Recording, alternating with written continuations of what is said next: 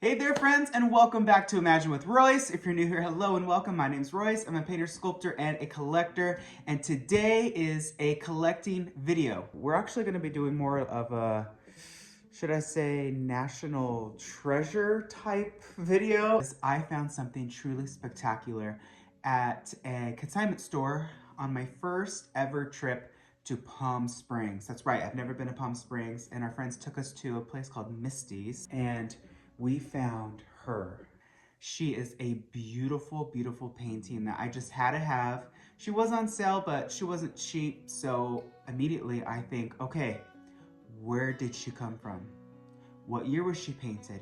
Who painted her?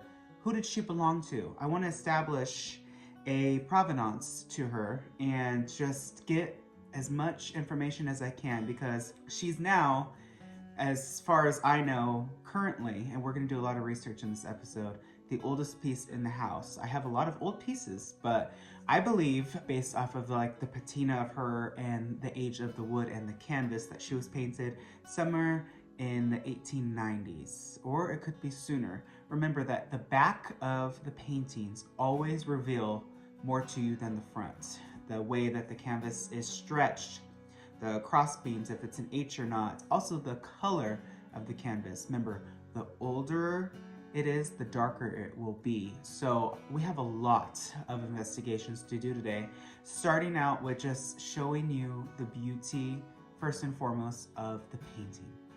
All right, so here we have the beautiful, beautiful portrait. I have lovingly called her Louisa Clark, for my love of Me Before You, and she is playing a guitar, or what I found online as a lute. She is in a green dress, clearly Victorian. She has all the Victorian features in terms of like the hair and the beautiful pearl necklace around her neck, the dress of course, and just the background. I love a dark background with a figure that's just emerging, bursting out of the darkness. She is glorious. She is so beautifully painted, just masterfully. She is painted just like the masters. You know, I've had the pleasure of going to the Louvre in Paris, and truly I could have spent days in there, but I really wanted to spend a lot of time studying all of those paintings and how they did it, because as you know, I'm a painter, and I don't know, there's just something about the master's techniques, how they brought a figure to life. It's in the eyes. That's immediately where you go first, and her eyes are just beautiful. The guitar is equally as successful. It looks brilliant, but I haven't told you the best part. She is painted on wood. So I've done a lot of research already on wood paintings, and that is something that clearly is working for our favor in terms of the dates, because she is going to be immediately older. And the age of the wood, it's just the rustic nails in the back that just really make me think that 1890s is correct. And then let's focus, of course, on, is she oil? Is she, like, of course, acrylic wasn't invented until the 30s and 40s, so I believe she is oil, and she has this beautiful cracked look to her, much like the Mona Lisa. Of course, I wasn't able to see the Mona Lisa up close. I waited 2 hours to see her, and this was in 2019, so she was moved, which was evidently a really big deal at the Louvre, and we waited 2 hours to see her for, I kid you not, probably 10-15 seconds. I was able to take a picture, look at her from afar, and then keep it moving. But come to find out with all this research that the Mona Lisa was actually painted on wood as well, which is really neat. And she's about this size. She was not that big. She was in a, I kid you not, bulletproof bomb fireproof case with lasers, and there's a reason why. Wood is, of course, susceptible to moisture, so they want to keep it in a very climate-controlled environment. So I hope that she's okay here. I don't have her with any sunlight directly hitting her, and she is by a door, but the door, of course, is sealed, so I think that she'll survive well. The best thing to do with art is just hang it and leave it. I don't believe that Louisa came from a smoke home. She looks pretty clean. Of course, she can be clean, but I'm not going to do that. And let's talk about the frame. It's beautiful. So these types of frames that are of this era are actually wood, and then a plaster polyfoam mold, and then it was adhered to the wood and painted. From what I've known, it's painted in red and then painted with some other type of color or gilding, because red attracts the optic nerve, so immediately, you want to see it and you want to study it a little bit more. And it has a little bit of wear and tear, but for the most part, the frame is truly another piece and reason why I wanted the painting. She's glorious, she's beautiful, and so is the frame. It just complements each other very well. I'm pretty convinced that the frame and her have been together for quite a long time, at least over half a century. And now let's get to the research. So without further ado, this is what I have discovered so far. First step of my research is going to be who painted her. How do you find out who painted a portrait if there's no signature? Well, you have to study the era of when it was painted, the subject matter, and the style. So for those that do not know, I actually went to school for this. So I was really intrigued, and I did a lot of research, primarily just Googling the Victorian era painters and of course the late 19th century. And I was able to decipher at the very bottom Paris. And even the item tag that was at the consignment store said French painter. So immediately I'm like, okay, French painter, woman playing guitar.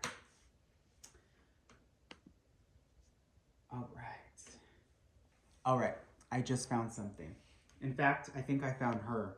She was painted by Gustave Jean Jacques.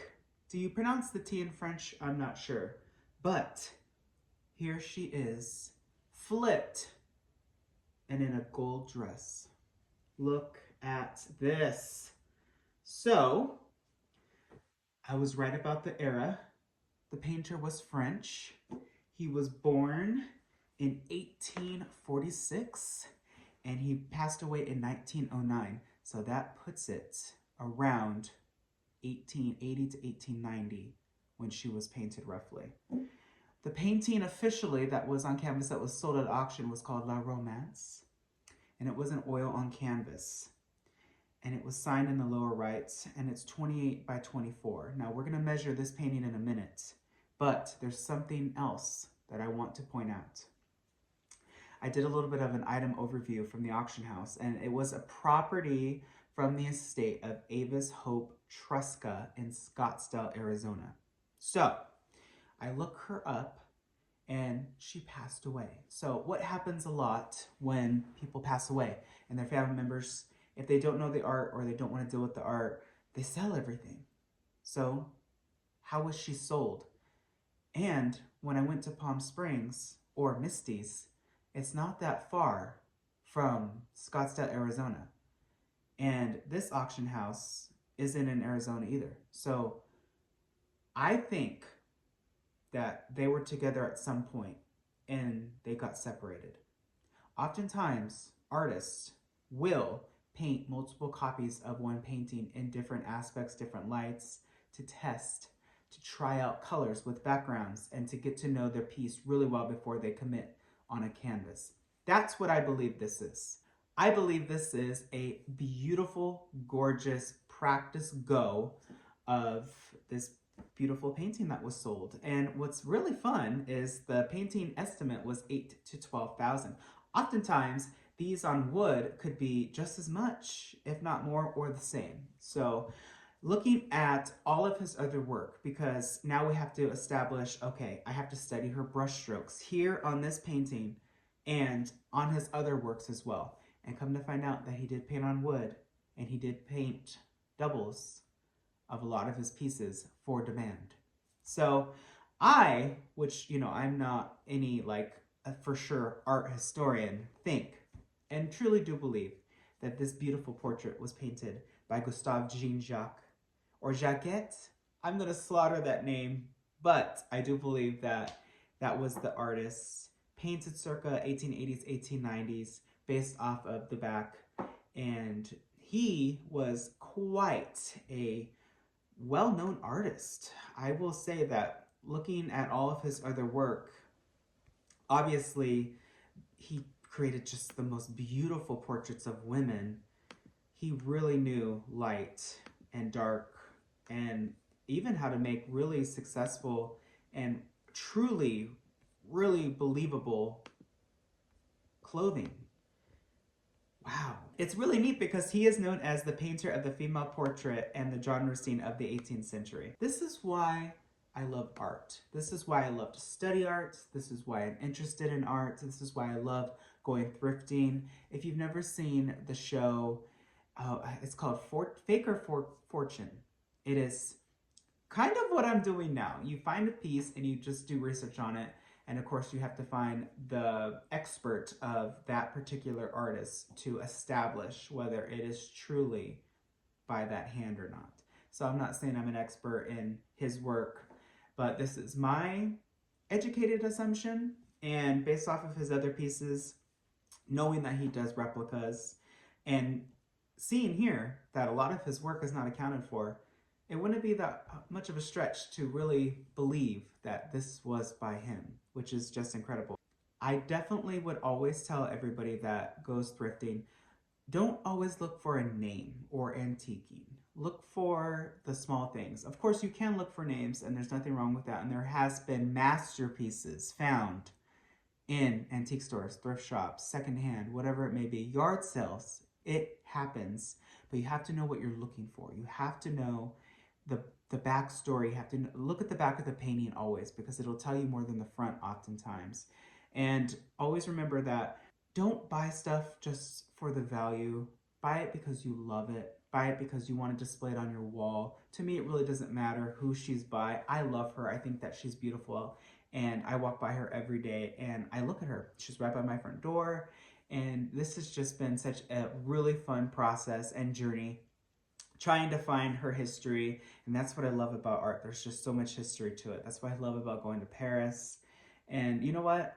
I am not done. I'm going to go back and continue thrifting and continue antiquing and look for more pieces to do this exact type of video and research, because this gives me so much pleasure and fun, and it makes you just discover history and another artist that you don't know. There's so much other amazing artists out there besides, you know, the Monet and the Picasso and the Diego Rivera. There are so many incredible artists, even today. So I challenge all of you to look for art and don't be afraid to thrift or antique, because it deserves a home, it deserves a second chance, and it has history to it. And there's nothing that anything modern that is mass-produced can give you like an original painting or piece or vase. There's so much things people collect. My neighbor collects antique chess sets. How cool, right? But that is it for today. I had an incredible time with this video. If you like this sort of content, let me know. Hit subscribe and ring that bell icon. That way you're notified whenever I upload a new video. If you know anything about her or this painter, let me know. Help me. Please leave a comment of what you might think she might be, or where she might be from, or if you've seen her, or if you know of her, because I want to learn. The only time you stop learning is when you think you know everything and you refuse to accept information. Not everything on Google or the internet is true, but if you think that you know something about her, let me know. And as always, dreamers, thank you so much for watching. And I challenge all of you not only to follow your dreams, but to chase them. See you in the next one.